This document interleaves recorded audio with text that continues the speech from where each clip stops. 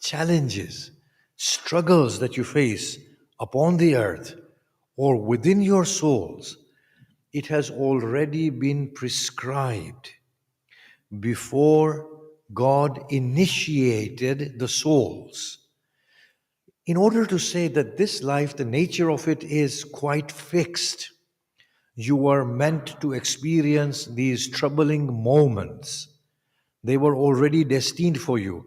Now, if you have a very clear perspective that whatever is happening in this life is already destined for it to happen, now that it has been destined for me to suffer, now what ought my attitude to be?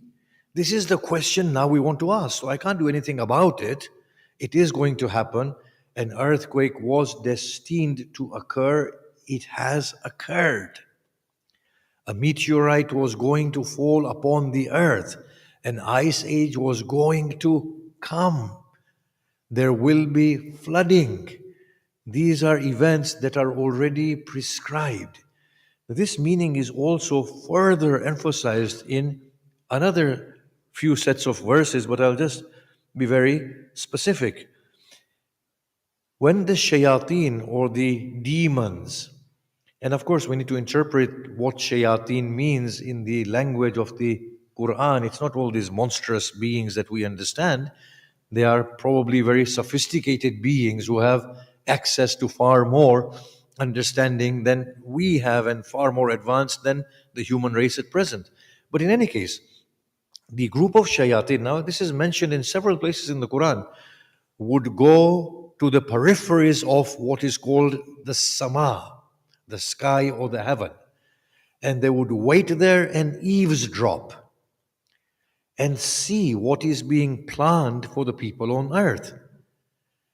At a certain point in human history, possibly at the birth of the Blessed Prophet, they were barred or not given access anymore. So the shayateen are narrated in the Quran as lamenting. They're saying, after we have been barred, وَإِنَّا لَا نَدْرِي أَشَرٌ أُرِيدَ بِمَنْ فِي الْأَرْضِ أَمْ أَرَادَ بِهِمْ رَبُّهُمْ رُشْدًا or رَشْدًا. Now we no longer know, has evil been prescribed for the people upon the earth, or has their Lord destined for them righteousness and goodness? So these are shayateen lamenting and saying we no longer have access to this knowledge. So it seems, and if we read the Quranic verses, Laylatul Qadr and Surah Al-Dukhan, we feel that no, these destinies are being made on an annual basis, or there is a time frame in which these destinies are made, reviewed, and made afresh and changed. But my central point here is that whatever is going to happen upon the earth and each one of us is being decided. So now we know that the life of this earth is a momentary life. It is not as real as we imagine it to be. And now we also know that we have very limited control on the events of life. Of course, through the agency that Allah gives us, we are constantly struggling against the forces of nature to conquer them and dispelling evil from ourselves. And that is our progression intellectually, scientifically, medically, and that is supposed to be the case. But what I'm saying here is that these verses are saying that, look, these things are prescribed for you. Life is but an hour. Now, what should be my attitude given the struggles that are entailed within this life through which I am progressing? What should the inner attitude be? Now, this is where the Quran phenomenally explains to us what the inner attitude should be.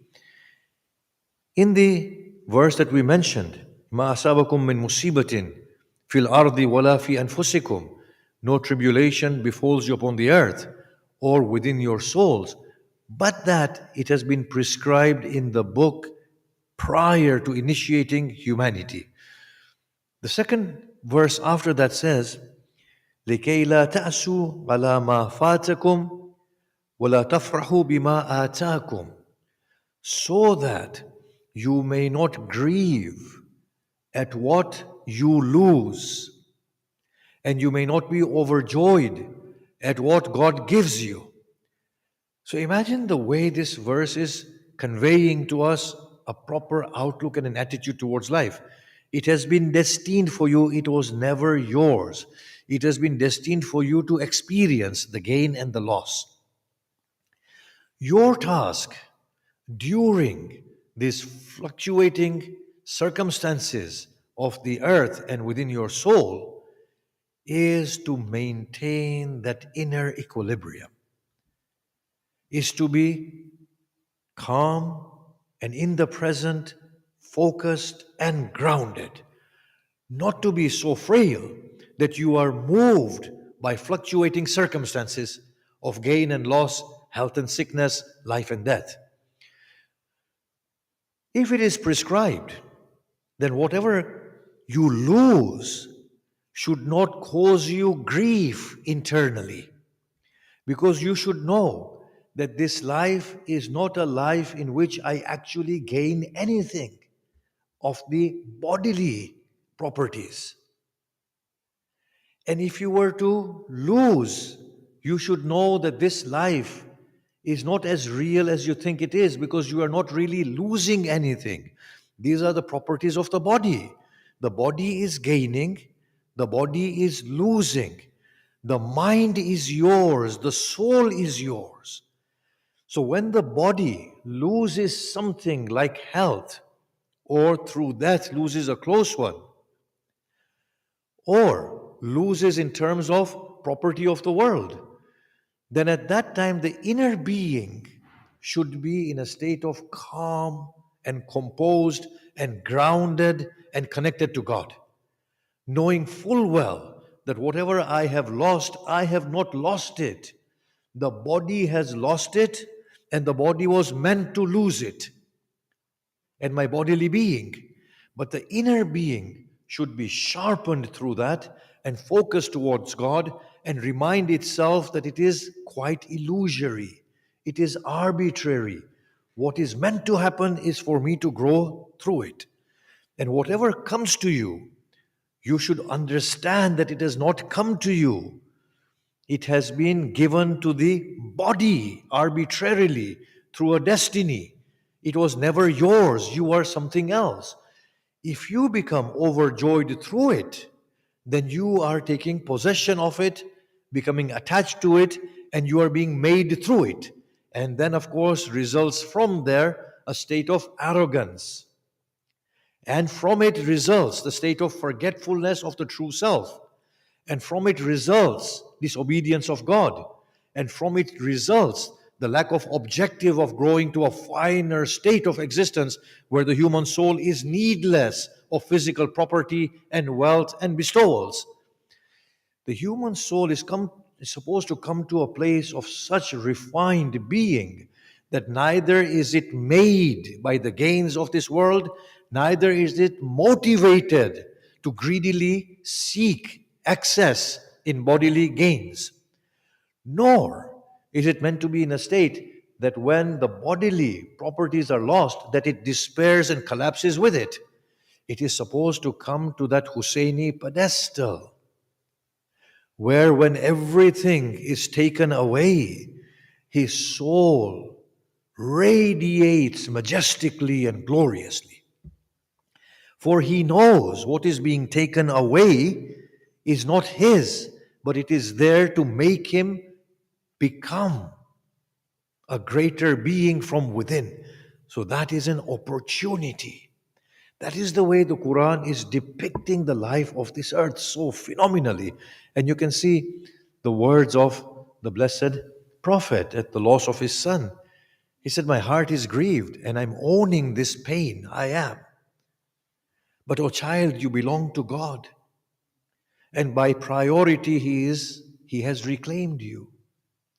Now the attitude of the Prophet, obviously by implication, is that, "Oh Lord, I thank you for the time that you allowed me to be with him." And Allah says, on the day of Qiyamah, the Quran says, "And when the final hour comes, La ansaba bainahum yawmaidin," there will be no familial relations between them on that day. to make it very clear that you were not families, you were individuals. And you are experiencing familial relations, in order to bring about a different quality deep within your souls. They were never real in the way that you understood them to be real. Now, to further emphasize this point, the Quran states, "Ma asabaka min hasanatin fa min Allah, wa ma asabaka min sayyatin fa min nafsik." Whatever good befalls you, it is from Allah. And whatever evil befalls you, it is from your soul. Now, isn't that phenomenal, the way he has phrased this verse? On the one hand, we are saying, "Ma asabaka min musibatin fil ardi wala fi anfusikum illa fi kitab min qabli an nabra'aha." Whatever tribulations befall you upon the earth or within yourselves have already been prescribed for you. And then to say, "Ma asabaka min hasanatin fa min Allah, وَمَا أَصَابَكَ مِنْ سَيِّئَةٍ فَمِنْ أَنفُسِكُمْ وَمِنْ نَفْسِكَ." He's saying to the Prophet, from in nafsik, it's from your own soul, from your own self. How do we resolve this apparent inconsistency? You see, they're talking at two levels. The first verse is talking about the circumstances of the earth and the body. These are things that are destined. You are destined to become sick. You will become sick. You are destined to lose a loved one.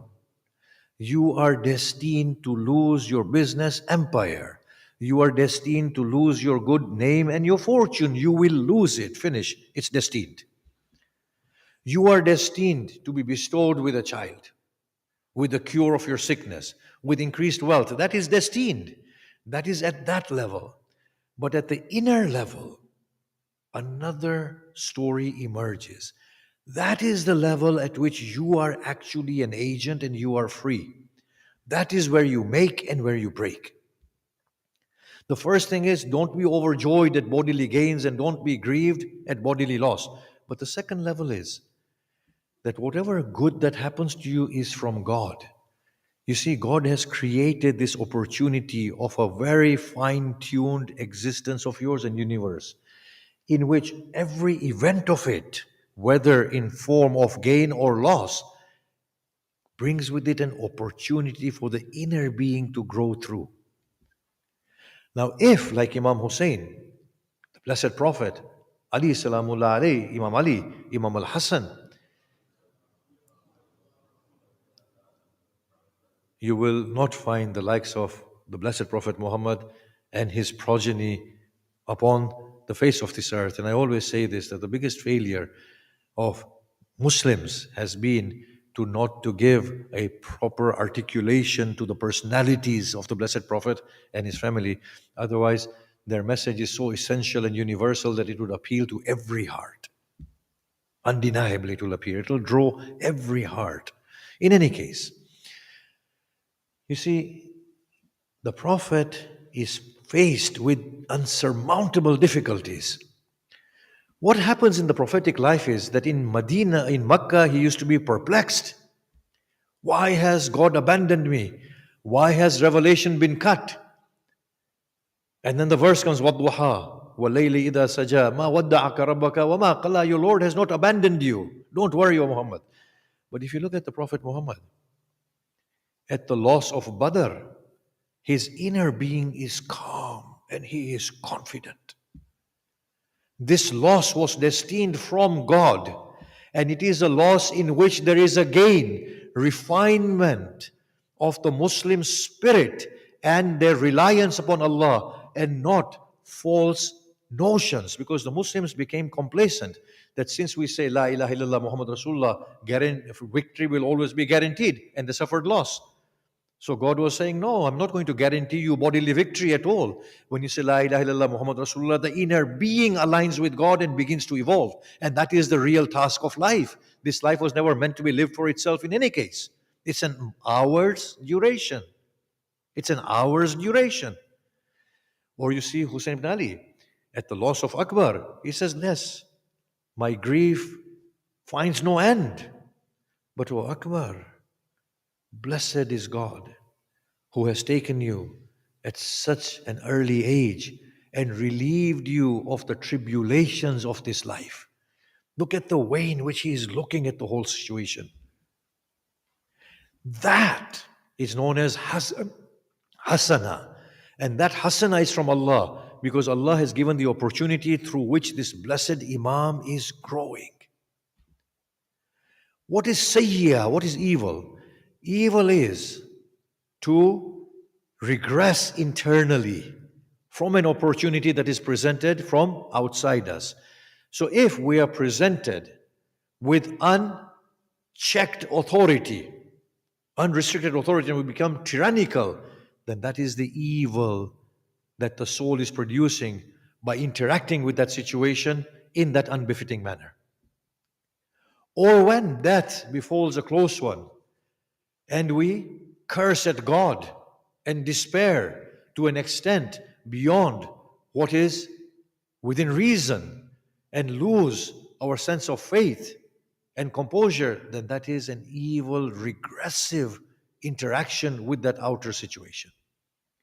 Or when we become sick and we lose our night's sleep and we lose the fact that there is God who can cure us, and if He doesn't want to cure us, then there is something good in being sick in the first place.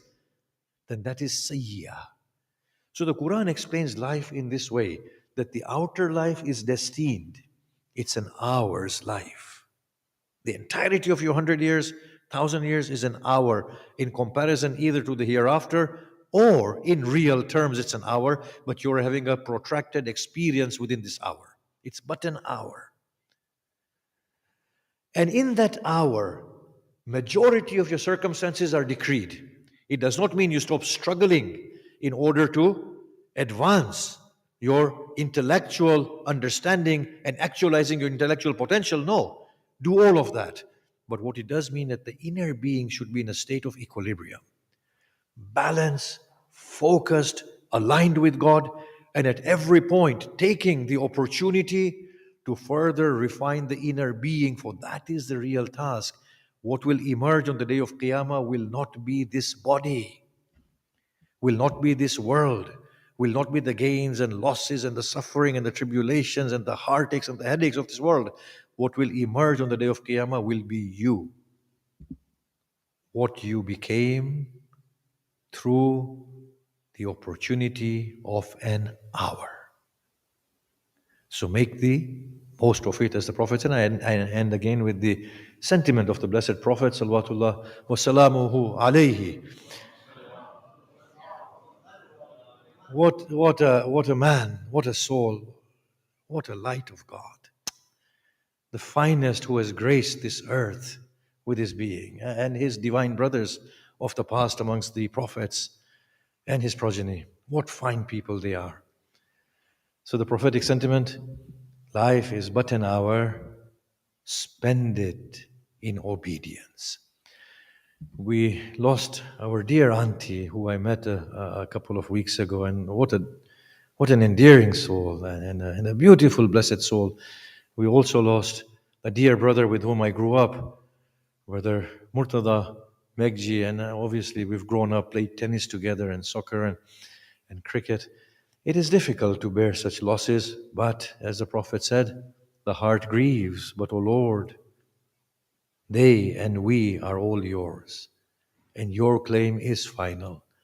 And when you take them, then they are happier with you than they were in an alien land with us. Let us pray Fatiha for them and all our marhumin, whoever they may be, wherever they may be, across the humanity. Al-Fatiha.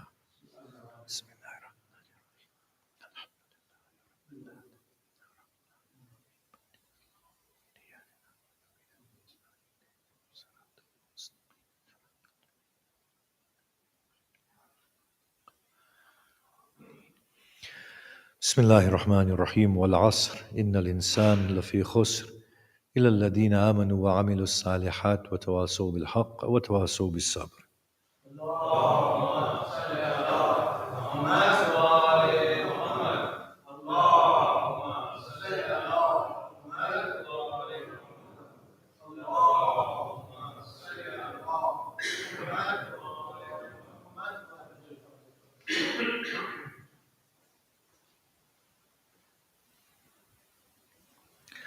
بسم الله الرحمن الرحيم الحمد لله رب العالمين والصلاة والسلام على أشرف الأنبياء والمرسلين وآله الطيبين الطاهرين أما بعد السلام عليكم ورحمة الله وبركاته. I'm aware I only have 5 minutes, so I'll just gesture at this that as a Muslim community, we face challenges, but not as Muslims, but as a human community. And those challenges need to be acknowledged. And at our human level, together with the broader human community, we need to engage with these challenges, talk, discuss, and find some clarity within the mind and direction.